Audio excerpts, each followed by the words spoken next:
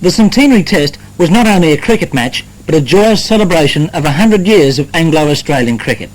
Where did it all start? On the 15th of March 1877, James Lillywhite's team stepped onto the Richmond police paddock to do battle with David Gregory's Australian 11. Tom Garrett, still the youngest player to represent Australia in tests against England at 18 years and 273 days, recalls that first match. Extraordinary thing was the fact that these matches were played with the wickets pitched east and west. And one can imagine what the light would be on a bright summer's day from 5 o'clock onwards. Many a side has gone to the pack in that hour. You see, with the east and west wickets at one end, the sun was in your eyes, and on the other end, you were playing a ball out of the shadow of your own figure. There's nothing very memorable about any other player in the match, except Bannerman's innings. The bowling was very good on the part of Tom Kendall of Australia, who took wickets in the second innings, and we won the match by 45 runs. Davis, a little adjustment of his gloves, worries at the crease with his bat, and settles down. He can't be feeling entirely happy at the moment. As Lever goes in again to bowl to him, past the tall, erect figure of umpire Tom Brooks, bowls to Davis, hits him on the pad, an appeal for LBW, and he's out! He's out, LBW! A disastrous start for Australia after the England captain Tony Greig had won the toss and invited the Australian team to bat. But worse was to follow. Willis starts to new over to McCosker, who aims to hook, and he's out! The ball runs down off his... or is he out? I'm sorry. Yes, I'll say the bails are down. The bails are down. Difficult to see here in this light. McCosker is hurt, I'm afraid, at the same time. He went to hook that ball from Willis. He was very late on it. The ball ran down off his body onto the stumps, and so McCosker is out.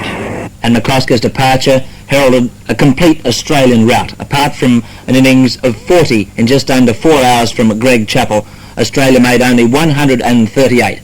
So Tony Greig's gamble in sending Australia in certainly paid off, and England then had just over an hour to weather before stumps on the first day of this match. That's now, he just wipes some sweat from his brow as he turns to go in again to bowl to Woolmer. And Woolmer is caught at slip. He's caught that slip by Greg Chappell. A good catch low down. That was a good catch, had just carried, and he made it better for himself by moving forward. Another disastrous start in the match. England 1 for 19. They held on until stumps, but on Sunday morning Dennis Lilly was at his best. We pick up play with Randall the batsman and the score 4 for 40. Lilly moves in again and bowls to Randall. He fins at that one, a confident appeal, he's out, caught behind. That one short, outside the off stump, lifting. Randall fending at the ball, got the edge. Marsh takes the catch, and England are now 5 for 40. Walker bowls again to Greg. He's Rough on the feet, bowled him. Gets back to his mark again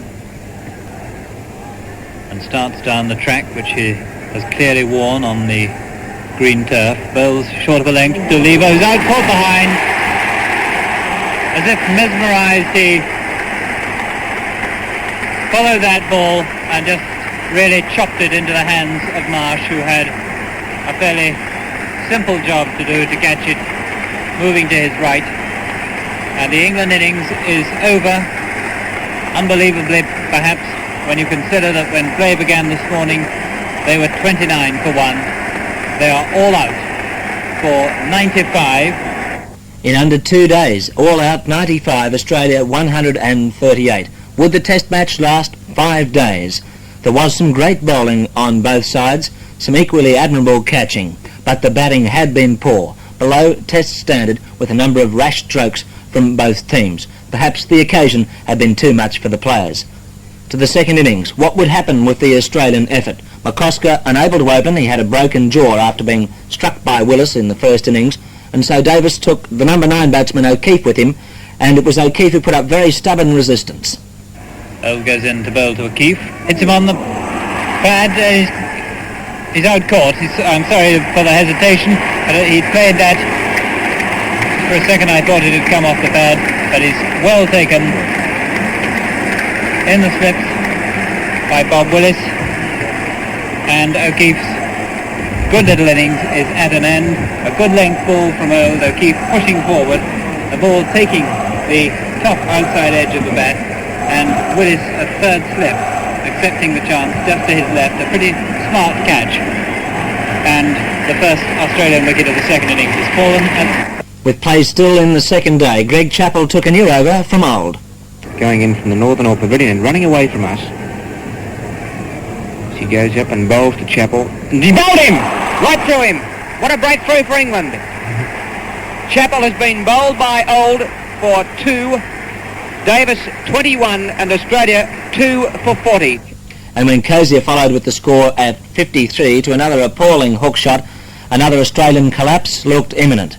Davis and Walters then became associated in a partnership that took Australia through until stumps, but Walters was missed when he was 16 by Willis off Old, a telling miss as it turned out. The partnership went on the third morning to reach 132 before Davis was out for 68, and Walters went on to make 66 before the fifth wicket fell at 187. Well, this experienced partnership gave rise to the debut of David Hookes, his second innings in Test cricket, and what an initiation it was for him. Greg goes in round the wicket, bowls to Hookes. He hits him in the air on the offside, but perfectly safely over the top of Willis at deepish mid-off and into the fence for 4 more runs.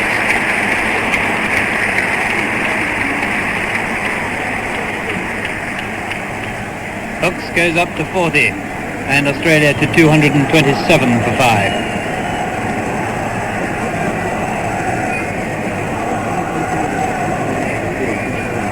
Now Greg has called up a short extra cover.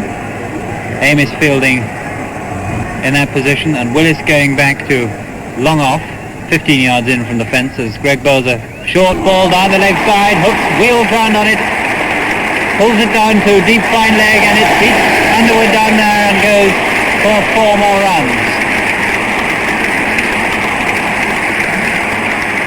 And now for the first time in this fluctuating Test match, the batsmen really are in control. And I must say it makes a nice change to see batting of this quality and in full cry. 231 for 5. Greg bowls again to Hookes, and he drives it through the covers for 4 more. Barlow is after it, but he won't catch it. It's into the fence now.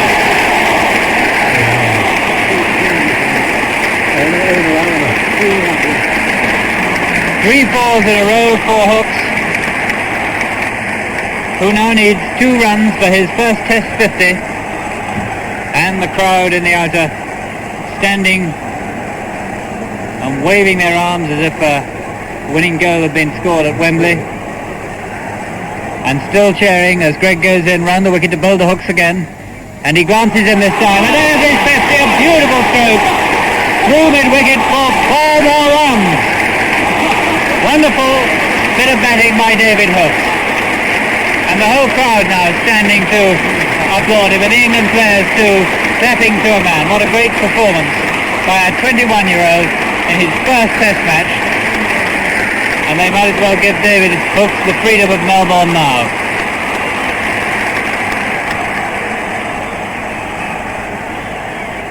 Greg comes in, bowls to him again, and he drives and finds the gap between backward point and cover again. Barlow may just overhaul it this time. No, he can't. 5 balls in a row. The wicket was now at its most placid, and although Hookes was out for 56 in the next over, it was Marsh who carried on to his first Test century against England, 110 not out in just under 5 hours. He was well supported by Lilly and by McCosker. His head swathed in bandages after his jaw had been broken, he made 25 in just under an hour and a half. The declaration was made an hour into the fourth day at 9 for 419, England requiring 463 to win in 650 minutes. And the batsmen who really gave them a chance of that after 2 wickets had gone down were Amos and Randall. A good start for England again. Lilly still not measuring off his full run. He's not going in with a great deal of speed. Now he starts a little faster this time as he bowls to Randall. And there's his 100, I think it is. If it came off the bat, I think it did, but he's running through for 1. And that's the 100 for him. It came off the wrist. It didn't come off the bat. It came, I think, off the wrist. And that signal gets him his 100, and a well-deserved one, too. He's very thrilled with himself. And so it's still 2 for 279 with Randall 140 and Amos 64. This ball from Greg Chappell to Amos. Beats him, bowled him, a good one. I saw one whipping back on him. He may have touched it, I don't think so. I think it came straight through. It was either a touch or the bat or the pad, but it went in, and that was the important thing. England still needed 184 with 7 wickets in hand. Would they pursue victory, or would they be content to play for a draw? Fletcher went to a brute of a ball from Lilly at 290. And after that, Randall and Gregg became associated in a fine partnership before Randall fell to a bat-pad catch off O'Keefe for 174. England still in with a chance because Tony Gregg was now joined by Chris Old. What was going to happen? O'Keefe bowling to Gregg. This ball from O'Keefe finds Gregg pushing forward, and there's a catch. He's caught, yes. He juggled it once or twice. Gregg didn't want to leave, but he played that firmly, and Cozier moved to his left with a nice catch there. With his left hand juggled it once or twice, held it, and Gregg is out for 41. Caught Cozier, bowled O'Keefe. And that dismissal sealed England's fate, except for one man, Alan Knott. But his resistance was ended within an hour of stumps in darkening light by Dennis Lilly, who, if he wasn't the man of the match, was certainly the hero of the match for Australia.